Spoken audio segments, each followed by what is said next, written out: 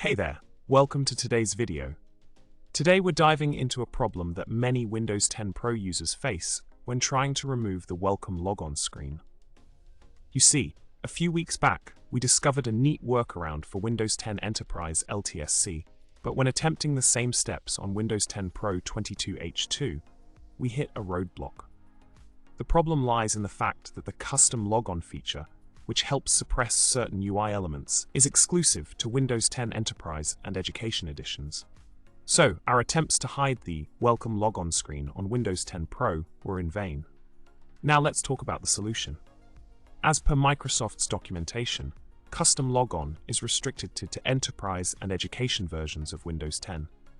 Unfortunately, despite creating the necessary registry keys and tweaking the settings, Windows 10 Pro simply ignores these changes.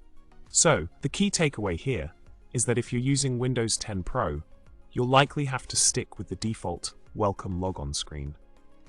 Fret not though, as I've got a couple of workarounds up my sleeve. In conclusion, if you're a Windows 10 Pro user looking to hide the Welcome Logon screen, you might be out of luck. However, fear not, you can still opt for workarounds like connecting a small monitor or customizing the lock screen image to achieve a cleaner look. And there you have it. Sometimes, in the world of tech, not all features are accessible to everyone.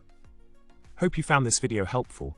Don't forget to subscribe, like, and leave a comment below. Until next time, happy computing.